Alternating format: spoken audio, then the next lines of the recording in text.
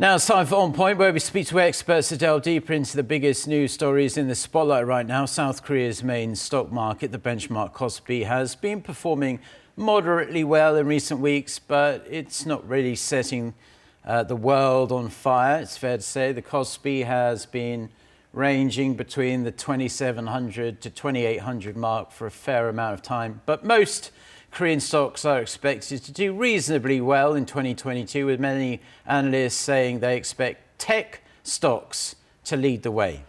However, geopolitical tensions regarding the war in Ukraine, the international response to that conflict, as well as the tepid economic situation, are generally seen as reasons for less foreign investment than usual. Despite that, local buying remains strong and reasonably consistent. For more, we connect to Jimmy Oh, Associate Professor of Finance at Hanyang University, who's currently on sabbatical at the University of Illinois. Professor, good morning. Thank you for joining us. Pleasure to be on the program. Hi. So firstly, can you explain why foreign investors are generally opting against investing in Korean stocks at the current time? Sure. So the starting point to answering that question has to be the inflation. So now the Federal Reserve is expected to increase interest rate at pretty much every FOMC meeting.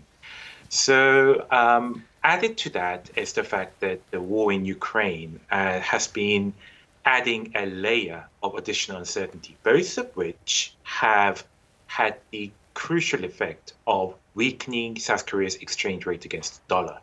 And from a foreign investor's point of view, even if you gain 5%, say, from KOSPI, if the exchange rate depreciates by another 5%, then that's no use.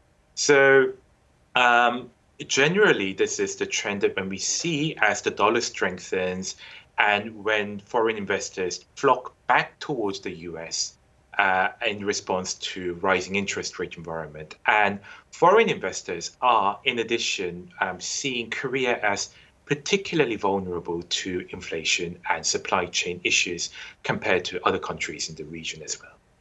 Now, local investors don't seem to be that put off by all these external uncertainties, as well as the internal issues facing Korea, as you touched upon, inflation.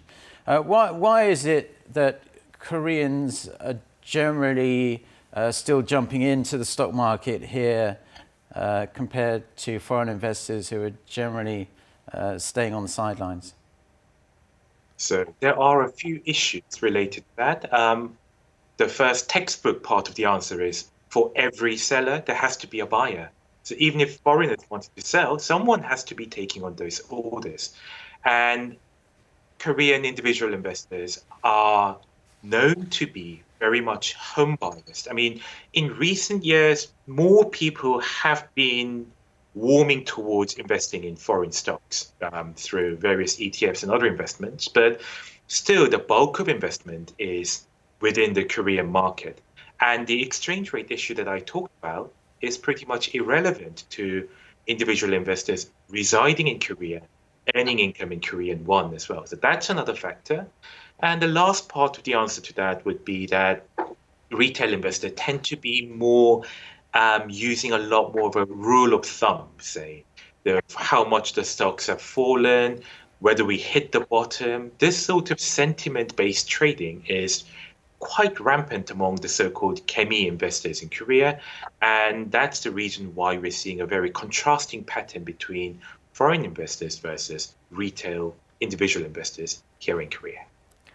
Now, Professor, so which South Korean stocks do you expect to outperform the rest of the field this year? And which ones, well, no financial advice, of course, but would you avoid for the time being?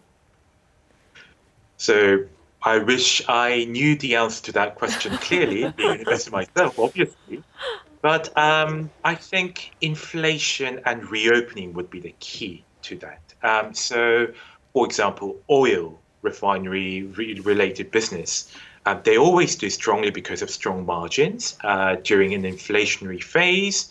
Consumer staples, anything that has inelastic demand with respect to price increases, you still have to eat. You still have to buy diapers. So that sort of industries generally tend to buck up well when prices rise at a faster pace.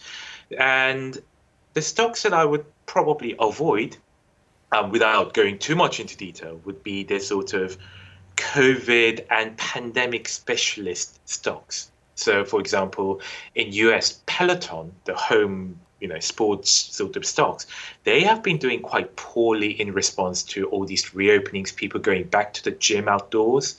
Other stuff, anything that's related to supply chain issues like automotives and various mechanical equipment industry, they will be very sensitive to inflation and reopening and supply chain related issues. All right. We have experienced some technical difficulties, but anyhow, Professor Oh, thank you so much for your insights. We appreciate it. Thank you very much. Thank you.